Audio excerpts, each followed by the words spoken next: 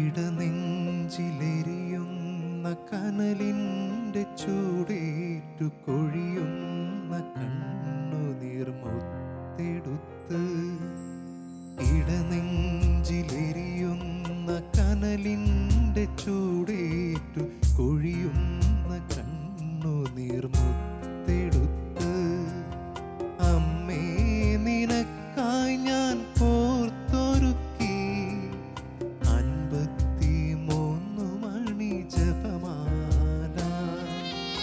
അമ്മേ നിനക്കായി ഞാൻ കോർത്തൊരുക്കി 53 മണി ജപമാല.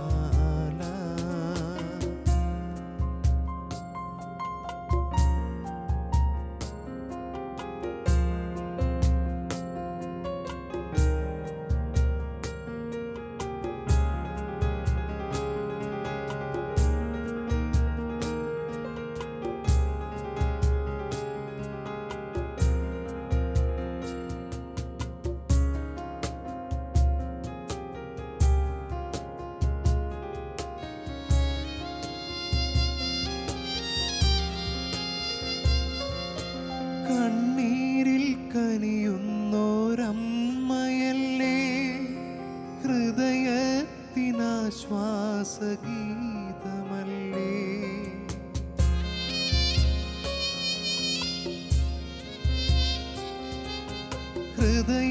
ഹൃദയേശ്വരനാം നിൻ മകനൻ കൈകളിൽ നൽകിയോരമ്മയല്ലേ.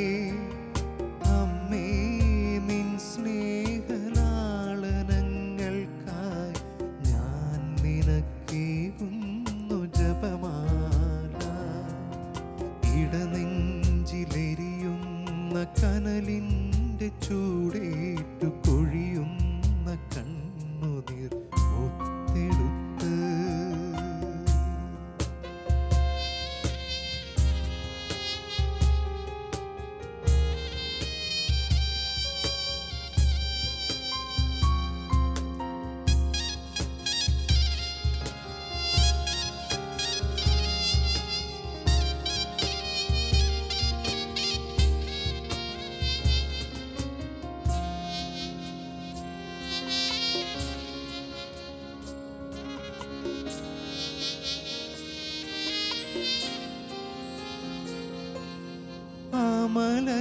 അമലയാമമ്മയൻ പുണ്യമല്ലേ, സ്നേഹത്തിൻ സാഗരത്തിരകളല്ലേ.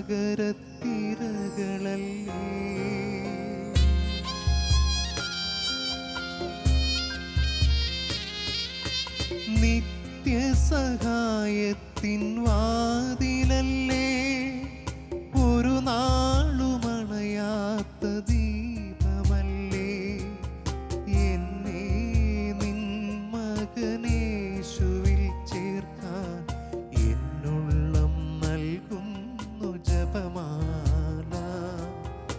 എന്നെ നിൻ മകനേശുവിൽ ചേർക്കാൻ എന്നുള്ളം നൽകുന്നു ജപമാല.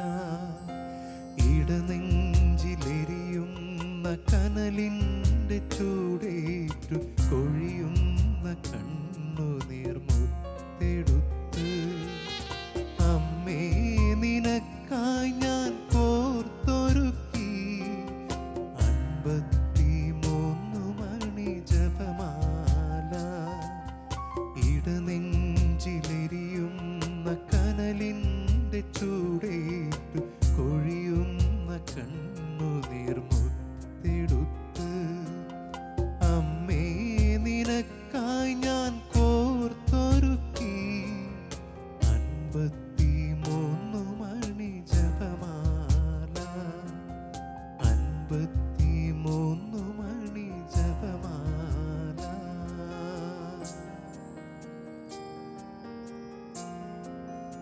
പ്രിയമുള്ളവരെ, നമ്മളെല്ലാം ഹൃദയപൂർവ്വം ശ്രവിച്ചു ഇടനെഞ്ചിലെരിയുന്ന കനലിൻ്റെ ചൂടേറ്റ് എന്ന മനോഹര ഗാനം. ഇന്ന് ഈ കാർമൽ ഗീതം ഇവിടെ ഒരുങ്ങുമ്പോൾ ഒരു വിശിഷ്ട വ്യക്തിയെ ഈ കാർമൽ ഗീതത്തിലേക്ക് നമ്മൾ ക്ഷണിക്കുകയാണ്. ഈ ഗാനത്തിന് രചനയും സംഗീതവും നിർവഹിച്ച ശ്രീ അമൽ പോളിനെ ഹൃദയപൂർവ്വം കാർമൽ ഗീതത്തിലേക്ക് നമുക്ക് ക്ഷണിക്കാം.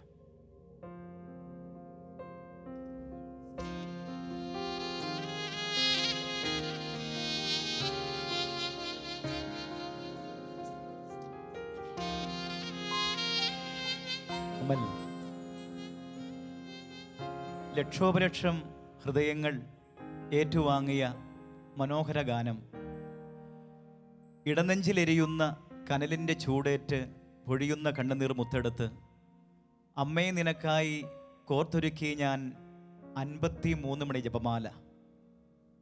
പലപ്പോഴും ഈ ഗാനങ്ങളൊക്കെ കേട്ടിട്ടുണ്ടെന്നല്ലാതെ ഇത് എഴുതിയത് ആരാണെന്നോ ഇതിന് ഈണം പകർന്ന ആരാണെന്നോ പലപ്പോഴും പലർക്കും അറിയില്ല.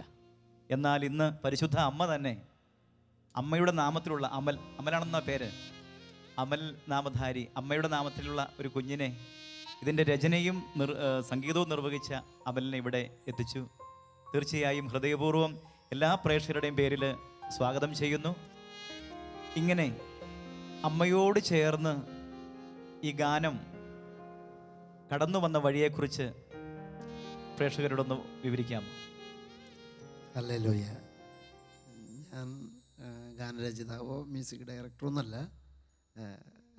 ഇങ്ങനെ ഞാൻ ഒരിക്കലും പാട്ട് എഴുതിയിട്ടില്ല. ഞാൻ എൻ്റെ അമ്മയുമായിട്ടുള്ള ബന്ധത്തിൽ, അമ്മയോടുള്ള സ്നേഹത്തിൽ എൻ്റെ വേദന, സന്തോഷം, സങ്കടം എല്ലാം പങ്കുവെക്കലാണ് ഉണ്ടാകുന്നത്. അത് ചിലപ്പോൾ ബസ്സിലിരുന്നിട്ടാവാം, അല്ലെങ്കിൽ ജോലി ചെയ്യുമ്പോഴാവാം, എങ്ങനെയാണെന്ന് അറിയാൻ പറ്റില്ല. അഥവാ ഞാൻ എഴുതി വയ്ക്കുന്നതെന്ന് മാത്രം. അത് പാട്ടായിട്ട് എഴുതുന്നതല്ല, അത് ആ വന്ന അനുഭവം പറയുകയാണ് ചെയ്യുന്നത്. ഹൃദയത്തിൻ്റെ അനുഭവം നിങ്ങൾ പകർന്നു കൊടുക്കുന്നു, അമ്മയോട് പറയുന്നു. അതെ, അതുകൊണ്ട് തന്നെ ആ ഹൃദയത്തിൻ്റെ ഭാഷയുള്ളത് കൊണ്ട് തന്നെ അത് കേൾക്കുന്നവർക്കെല്ലാം അത് അനുഭവമേ മാറുന്നു. എങ്ങനെയാണ് ഇതിൻ്റെ തുടക്കം? ഈ പാട്ട് എത്ര വിശേഷണം, അതായത് സഭയിൽ നമുക്കറിയാം ഒത്തിരിയേറെ വിശുദ്ധര്, അനേക പണ്ഡിതന്മാർ, അതുപോലെ തന്നെ മരിയ ശാസ്ത്രജ്ഞര് ഒക്കെ അമ്മയെക്കുറിച്ചും ജപമാലയെക്കുറിച്ചൊക്കെ ഒരുപാട് വിശേഷങ്ങൾ നൽകിയിട്ടുണ്ട്. എന്നാൽ ഇടനെഞ്ചിലെരിയുന്ന കനലിൻ്റെ ചൂടേറ്റ് ഉരുകുന്ന കണ്ണുനീർ മുത്താണ് അമ്മയുടെ ജപമാല എന്ന് പറയുമ്പോൾ അതൊരു മനുഷ്യൻ്റെ ഹൃദയഭാരത്തിൻ്റെ വലിയ ആഴം കാണുന്നുണ്ട്. എങ്ങനെയാണ് ഇതൊക്കെ അമലെ കുറിച്ചെടുക്കുക? അത് ഞാൻ സർക്കസുകാരനായിരുന്നു. റെക്കാർഡ് ഡാൻസ്, സൈക്കിൾ യജ്ഞമൊക്കെ ഇല്ലേ, റെക്കാർഡ് ഡാൻസ്, സൈക്കിൾ യജ്ഞം. അപ്പോൾ ആ കാലഘട്ടത്തിൽ കൊഴിഞ്ഞമ്പാറ ഭാഗത്ത്, പാലക്കാട് ജില്ലയിലെ കൊഴിഞ്ഞമ്പാറ ഭാഗത്ത് കളിച്ചുകൊണ്ടിരിക്കുകയായിരുന്നു. അപ്പോൾ വേനൽക്കാലമാണെങ്കിലും ഭയങ്കര മഴ വന്നു, ആകെ കഞ്ഞിക്ക് വരെ മാർഗം രണ്ടായി. അപ്പോൾ അങ്ങനെ 2-3 പേര് കഞ്ചുകോട്ടത്തെ റാണി ചേച്ചീനെ കുറിച്ച് പറഞ്ഞ്, അവിടെ മാതാവിൻ്റെ അനുഭവങ്ങളെ കുറിച്ച് പറഞ്ഞു കേട്ടപ്പോൾ ഞാൻ യേശുവിലേക്ക് വന്നെങ്കിലും കൂടി പിന്നെ വചനം തെറ്റായി ആൾക്കാർ എന്നോട് പറഞ്ഞു തന്നിട്ട് അങ്ങനെ വിചാരിച്ചിട്ട് ഞാനത് മാതാവില്ലാതെ സ്ത്രീക്കെതിരെ അങ്ങനെയൊക്കെയുള്ള ഒരു മനോഭാവമായിരുന്നു. അപ്പം ഞാൻ ജപമാല ചൊല്ലിയിരുന്നില്ല. അപ്പം അങ്ങനെ കഞ്ചുകോട് വരെ എത്തി. ഞാൻ റാണി ചേച്ചിയുടെ വീട്ടിലേക്ക് എത്തി. അവിടെ വന്നിട്ട് എല്ലാവരും ജപമാല ചൊല്ലിക്കൊണ്ടിരിക്കുമ്പോൾ ഞാൻ നന്മ നിറഞ്ഞ മറിയമേ എന്നുള്ളത് ചൊല്ലുമ്പോൾ എനിക്ക് സങ്കടം വന്ന് സഹിക്കാൻ പറ്റണ്ടായിരുന്നില്ല. കാരണം ഇതുവരേക്കും ഞാൻ അമ്മയായിട്ട് അംഗീകരിച്ചില്ലല്ലോ. അല്ല, ഇത് ബാല്യത്തിലൊന്നും ജപമാല ചൊല്ലില്ല? എങ്ങനെയായിരുന്നു ബാല്യത്തിൽ? ഞാൻ ഹിന്ദു ആയിരുന്നു. സുരേന്ദ്രൻ എന്നാണ് എൻ്റെ പേര്. സുരേന്ദ്രൻ. അപ്പോൾ സുരേന്ദ്രനിൽ നിന്നും ഈ അമൽപോളിലേക്ക് അമ്മ കൈപിടിച്ചു എന്ന് വേണം പറയാൻ, അല്ലേ? എങ്ങനെയാണ് അത് കേൾക്കാൻ പ്രേക്ഷകർക്കും ഞങ്ങൾക്ക് എല്ലാവർക്കും ആഗ്രഹമുണ്ട്. പറയും. ഞാൻ എൻ്റെ 24ാമത്തെ വയസ്സിൽ ഇങ്ങനെ റോട്ട് കൂടെ നടന്നു പോവുകയാണ്. അപ്പോൾ ആകാശത്തുനിന്ന് ആ ശരീര ശബ്ദം ഉണ്ടായതാണ്, പശ്ചാത്തപിക്കുക എന്ന് പറഞ്ഞിട്ട്. അങ്ങനെയാണ് ഞാൻ യേശുവിലേക്ക് വരുന്നത്. അല്ലാതെ രോഗം മാറിയിട്ട്, ക്ഷീണം മാറിയിട്ട് ജോലി കിട്ടാനോ പെണ്ണ് കിട്ടാനോ വീട് കിട്ടാനോ അങ്ങനെ യേശുവിനെ വിളിച്ചതല്ല. പിന്നെ ആ വിളി എനിക്ക് ഭയങ്കര മാതാവിനോട് ചേർന്ന് വന്നപ്പോൾ, പിന്നെ ചെറുപ്പത്തിലൊരു അമ്മച്ചി, ഞാൻ വളർന്ന ഒരു അമ്മച്ചിയുണ്ട്, ഒരു അന്നമ്മ, പിന്നെ കുളങ്ങര, പിന്നെ ഒരു ഏലി അമ്മച്ചി കുടനങ്ങടത്തി. അങ്ങനെ ഞാൻ എപ്പോഴും അങ്ങനെ പറയാം. അവരാണ് പറഞ്ഞത് ഇങ്ങനെ മാതാവിനെ കുറിച്ച്. ചെറുപ്പത്തിൽ മാതാവിനോട് എന്ത് ചോദിച്ചാലും മാതാവ് തരും. അപ്പോൾ ഹൈന്ദവ സമുദായമായിരുന്ന സഹോദരൻ സുരേന്ദ്രൻ ഈ അമ്മയെക്കുറിച്ച്, മാതാവിനെ കുറിച്ച് മറ്റു ചേർത്തിമാരിൽ നിന്ന് കേൾക്കുന്നു, അല്ലേ? കേട്ടു. ഞാൻ പിന്നെ അവരുടെ വീട്ടിൽ, ഞാൻ സ്കൂൾ പൂട്ടുമ്പോൾ 2 മാസം അവരോട് വേലയ്ക്ക് നിൽക്കും. അപ്പോൾ അവരങ്ങനെ, അപ്പോൾ എത്രയും ദയുള്ള മാതാവി എന്നുള്ള പാട്ട് വണക്കമാസം കാലമാണ്. അപ്പോൾ അത് പാടിപ്പിക്കും. പിന്നെ അവിടെ വെച്ചിട്ട് ഞാൻ വിശ്വാസ പ്രമാണ സ്വർഗസ്ഥനായ എന്ന് പറയുമ്പോൾ കാണാതെ പഠിച്ചു. ആ, ആ. അവർ എന്നെ ഒരു കീഴ്ജാതിക്കാരനായിട്ട് കണക്കാക്കിയിട്ടില്ല. അവരെ അവരുടെ പ്രാർത്ഥനയിൽ, കുടുംബ പ്രാർത്ഥനയിൽ അരിയത്ത് കൊണ്ടു നിർത്തും. അപ്പം എൻ്റെ എൻ്റെ അപ്പനമ്മയൊക്കെ പറഞ്ഞിട്ടുള്ളത് ഞങ്ങൾ താഴ്ന്ന SC ആണ്. അപ്പോൾ അവരുടെ വീട്ടിൽ അങ്ങനെ കയറിയിരിക്കാൻ പാടില്ല, അകത്ത് അങ്ങനെ കയറരുത് എന്നൊക്കെയാണ് എന്നെ പറഞ്ഞ് പഠിപ്പിച്ചിരിക്കണേ.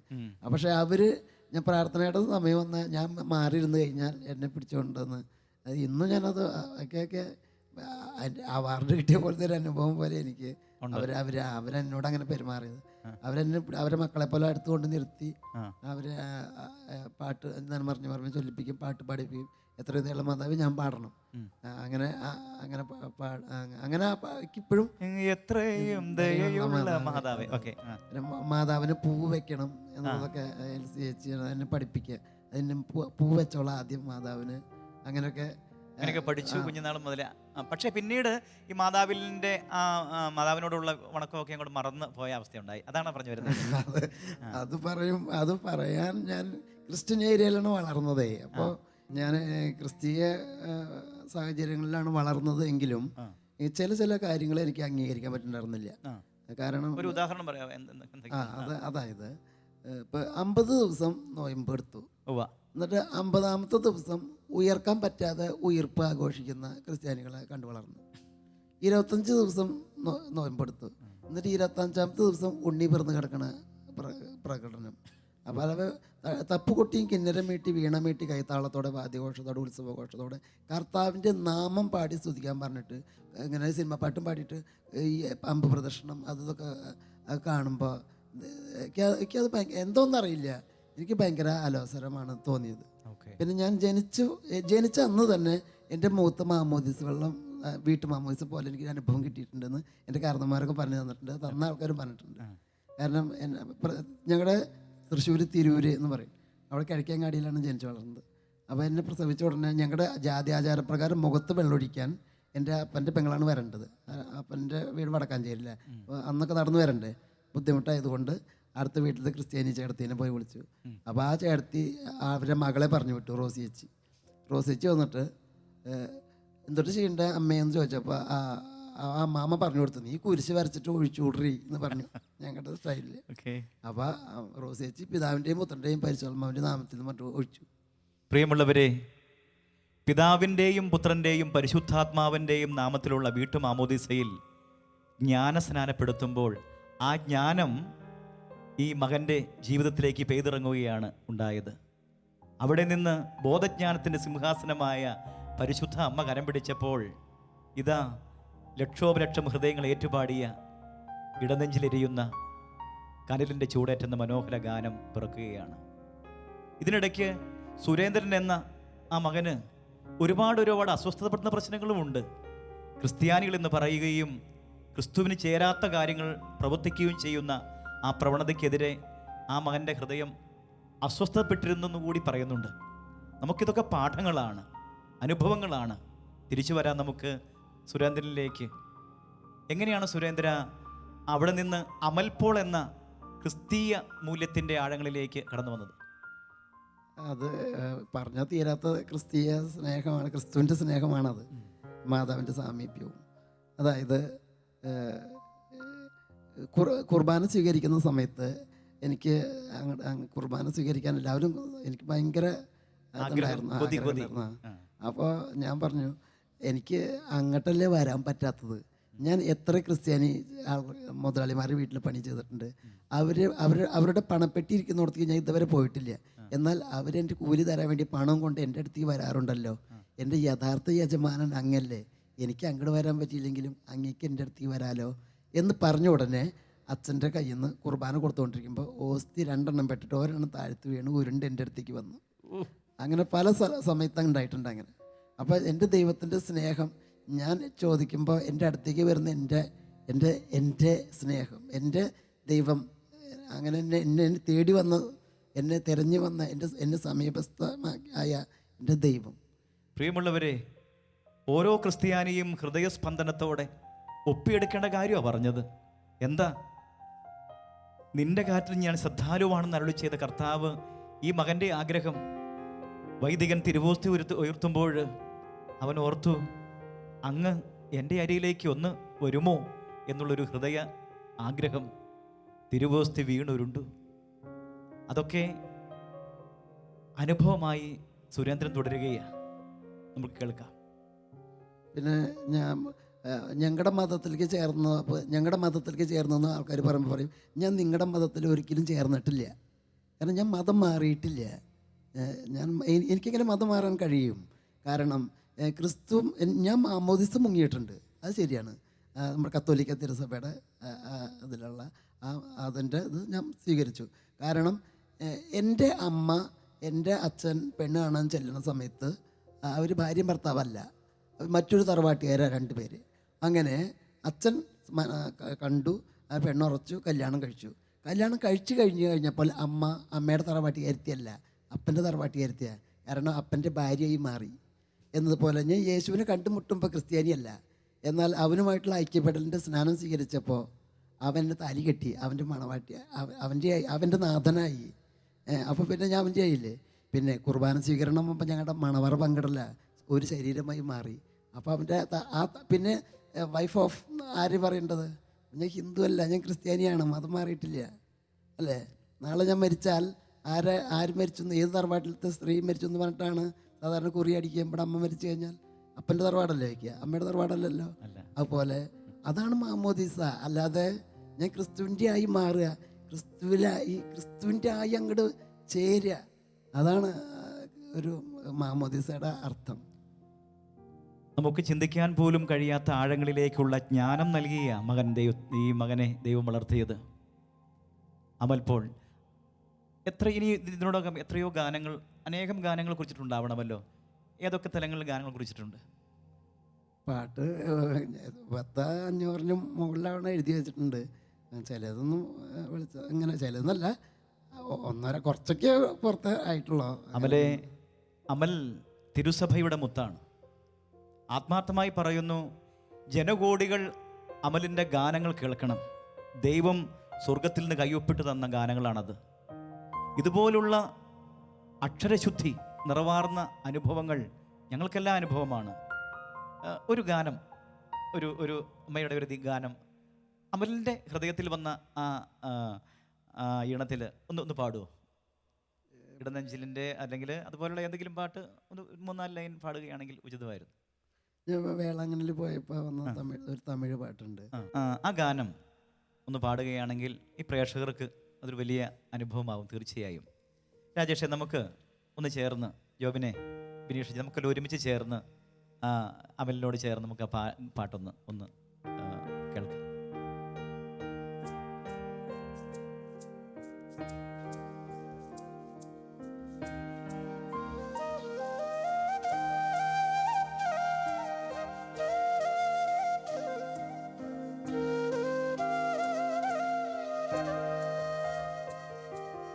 பூவை போல மெல்லியது, தேன் போல இனித்தது, நெஞ்சுக்குள் எப்பொழுதும் துடித்தது, இதோ உன் தாய் எந்தது.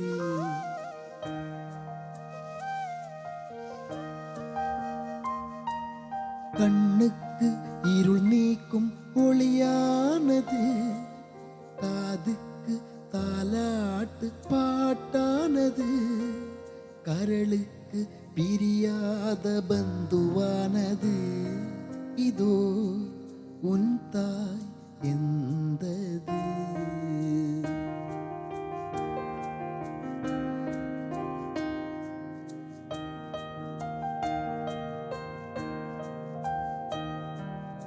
தேகத்தை ஏந்துகிற கிண்ணம் அது, இரத்தத்தை ஊத்துகிற கோப்பை அது, பரிசுத்த பலியுடைய கிண்ணம் அது, இதோ உன் தாய் எந்தது.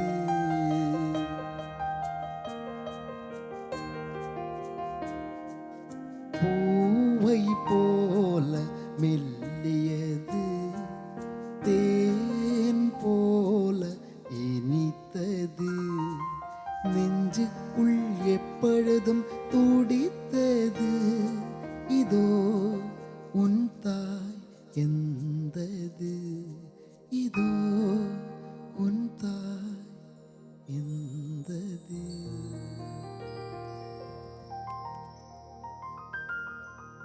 ഹൃദയത്തിൽ നിന്നും ഒരു വലിയ ആനന്ദം ഫീൽ ചെയ്യുക അമലെ. തമിഴ് പഠിച്ചിട്ടുണ്ടോ? എനിക്ക് മലയാളം മാത്രമേ അറിയുള്ളൂ. എന്നിട്ടിങ്ങനെ ഈ തമിഴ് കുറിക്കുക? അത് ഒരു ദിവസം മാതാവിൻ്റെ സ്റ്റാച്ചു സാരി ഉടുത്ത് വെച്ചിട്ടുള്ള ഒരു പള്ളിയിൽ ചെന്നു. അപ്പോൾ ആ പൊടി പിടിച്ച് കിടക്കായിരുന്നു. അപ്പം ഞാൻ പൊടി കണ്ടപ്പോൾ ഞാൻ പെട്ടെന്ന് പറഞ്ഞു പോയി, തമിഴത്തുള്ള പോലെയുണ്ട് കണ്ടു കഴിഞ്ഞാൽ എന്ന് പറഞ്ഞു. എൻ്റെ ഒരു പ്രകൃതം പൊടി പിടിച്ച് കിടക്കുന്നതുകൊണ്ട് തമിഴത്തി പോലെ ഉണ്ടെന്ന് പറഞ്ഞു. ഞാൻ പറഞ്ഞു. എന്നാലും ഞാൻ എന്നോട് പറയോ അമ്മേനെ അങ്ങനെ പറഞ്ഞ കളിയാക്കാൻ പാടില്ല എന്നുകൊണ്ട് ഞാൻ അമ്മയെ അങ്ങനെ പറഞ്ഞ് കളിയാക്കാൻ പാടില്ലെന്ന് ഞാൻ തന്നെ പറഞ്ഞിട്ട് ആ പൊടിയൊക്കെ തട്ടി എടുക്കുമ്പോൾ ഞാൻ പറഞ്ഞു, അമ്മേ എനിക്ക് ബോധം വെളിവില്ലാത്തതെന്ന് അമ്മയ്ക്ക് അറിയാലോ, ഞാൻ അങ്ങനെ പറഞ്ഞത് ക്ഷമിക്കണം കേട്ടാ. അല്ല തമിഴത്തിൽ നിന്ന് പറഞ്ഞിട്ട് എന്താ കുഴപ്പം? വേളാങ്കണ്ണിയമ്മ തമിഴത്തിയല്ലേ, അതും തമിഴിൻ്റെ രാജാത്തി. അപ്പം മാതാവ് ആ സ്റ്റാച്ചുവിൽ നിന്നുകൊണ്ട് എനിക്ക് ഞാൻ കാണുകയാണ് ഇങ്ങനെ, അതെൻ്റെ തോന്നൽ എന്തോന്ന് ആവട്ടെ, ഞാൻ കാണുന്നത് ഇങ്ങനെയാണ്, മാതാവ് കയ്യോണ്ട് എന്നോട് പാട്. അപ്പൊ പെട്ടെന്നൊരു പാട്ട് ആരെങ്കിലും കണ്ടാ എനിക്ക് പ്രാന്താന്ന് വിചാരിക്കും. ராஜாத்தி ராஜாத்தி எங்கம்மா என்றும் ராஜாத்தி, ரோஜா பூ மாலை போல உள்ளம் சிவந்த ராஜாத்தி. ராஜாத்தி ராஜாத்தி எங்கம்மா என்றும் ராஜாத்தி, ரோஜா பூ மாலை போல உள்ளம் சிவந்த ராஜாத்தி. குக்கு குருவி லல்லலம் அருவி வாழ்வை விதைக்கிற பூங்குருவி, வாழ்க்கை கொடுக்கிற தேனருவி. ராஜாத்தி ராஜாத்தி எங்கம்மா என்றும் ராஜாத்தி, ரோஜா பூ மாலை போல உள்ளம் சிவந்த ராஜாத்தி.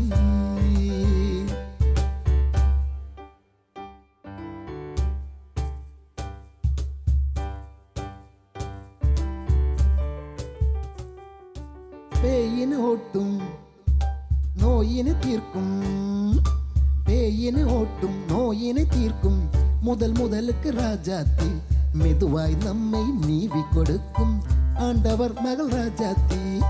ஓ ஓ ஓ ஓ ஓ ஓ, பேயினை ஓட்டும் நோயினை தீர்க்கும், பேயினை ஓட்டும் நோயினை தீர்க்கும் முதலுக்கு ராஜாத்தி, மெதுவாய் நம்மை நீவி கொடுக்கும் ஆண்டவர் மகள் ராஜாத்தி. குக்கு குருவி லல்லலம் அருவி வாழ்வை விதைக்கிற பூங்குருவி, வாழ்க்கை கொடுக்கிற தேனருவி. ராஜாத்தி ராஜாத்தி எங்கம்மா என்றும் ராஜாத்தி, ரோஜா பூ மாலை போல உள்ளம் சிவந்த ராஜாத்தி. അമൽ, വാക്കുകൾ കൊണ്ട് വർണ്ണിക്കാൻ കഴിയാത്ത ദൈവിക മാസ്മരികത അങ്ങനെ വിശേഷിപ്പിക്കണം. കാരണം ദൈവത്തിൻ്റെ പരിശുദ്ധാത്മാവ് പെയ്തിറങ്ങുമ്പോൾ, അവിടുന്ന് നൽകുന്ന ജ്ഞാനം നിറയുമ്പോൾ, വെറും കുപ്പയിൽ കിടന്ന ജീവിതങ്ങളെ ദൈവം പടുത്തുയർത്തുന്ന അത്ഭുതകരമായ അനുഭവം ഞങ്ങൾ ആസ്വദിച്ചുകൊണ്ടിരിക്കുന്നു. എനിക്ക് തമിഴറിയില്ല, കുറച്ചൊക്കെ കേട്ടിട്ടുണ്ട്, ചെന്നൈയിലൊക്കെ ഇങ്ങനെ പോകുമ്പോഴൊക്കെ പരിചയമൊക്കെ ഉണ്ടെന്ന് മാത്രമേ. ഈ അതിൻ്റെ അർത്ഥം എന്താണ്? ഈ കുറേ കാര്യങ്ങളോട് കടന്നു പോലെ എന്താ അതിൻ്റെ അർത്ഥമൊക്കെ? ഞാൻ രാജാത്തി തമിഴത്തി എന്ന് പറഞ്ഞില്ലേ മാതാവിനെ, അപ്പോൾ അതിന് ശേഷം ഞാൻ തന്നെ മാതാവിനോട് പറഞ്ഞില്ലേ, അതായത് ഞാൻ ഒറ്റയ്ക്കായിരിക്കുന്ന സമയത്ത് ഞാൻ തീർത്തും ഒരു ചെറിയൊരു 6-7 ഒക്കെ വയസ്സുള്ള ഒരു കുട്ടിയാണ് മാതാവിൻ്റെ അരിത്ത്. എപ്പോഴും ഞാൻ ഇപ്പോഴും എനിക്ക് എൻ്റെ അത് അദ്ദേഹത്തിൻ്റെ ശരീരഭാഷ പോലും കാണാൻ മനസ്സിലാവുന്നുണ്ട്. ഒരു കുഞ്ഞിൻ്റെ നിഷ്കളങ്കമായ ചലനം പോലും അങ്ങനെയുള്ളവർക്ക് ഈ അമ്മ അനുഭവം ആവൂ എന്ന് ഞാൻ വിശ്വസിക്കുക. ഈ മാതാവിനെ തമിഴത്തിൽ നിന്ന് വിളിച്ചുകൊണ്ട് അമ്മോട് പറയണ അങ്ങനെ പിണങ്ങേണ്ട ആവശ്യമുണ്ടോ, അങ്ങനെ പറഞ്ഞ കുഴപ്പമുണ്ടോ, അങ്ങനെ ഞാൻ ഒന്ന് പറഞ്ഞത് കണക്കാക്കിയിട്ട് എന്താ കുഴപ്പം, അപ്പം ന്യായീകരിക്കുക ഞാൻ, വേളാങ്കണ്ണിയമ്മ തമിഴത്തിയല്ലേ, അത് മാത്രമോ തമിഴിൻ്റെ രാജാത്തിയല്ലേ. അപ്പം അങ്ങനെ പറഞ്ഞെന്നുണ്ടെങ്കിൽ തമിഴത്തി എന്ന് പറഞ്ഞിട്ട് ഒന്ന് വേദനിപ്പിച്ചെങ്കിൽ അതിന് രാജാത്തി എന്ന് പറഞ്ഞ് ആ മുറിവ് അങ്ങോട്ട് മാറ്റാണ് ചെയ്യണത്. അപ്പോൾ അവൾ വാ തുറന്നാൽ ജ്ഞാനമേ പുറത്തു വരൂ, ദയാമസൃണമായ ഉപദേശം അവളുടെ നാവിലുണ്ട്. സുഭാഷിതങ്ങളുടെ പുസ്തകം 31:26. അപ്പോൾ എന്ത് ഞാൻ പറഞ്ഞില്ല, എനിക്ക് അറിവും ബോധമില്ലാത്തവനെന്ന് നമ്മോട് പറഞ്ഞു. അപ്പം അമ്മ എന്നോട് പാടുന്ന് പറഞ്ഞ് പിന്നെ പാട്ട് ആലോചിക്കാൻ നിൽക്കേണ്ട ആവശ്യമുണ്ടോ?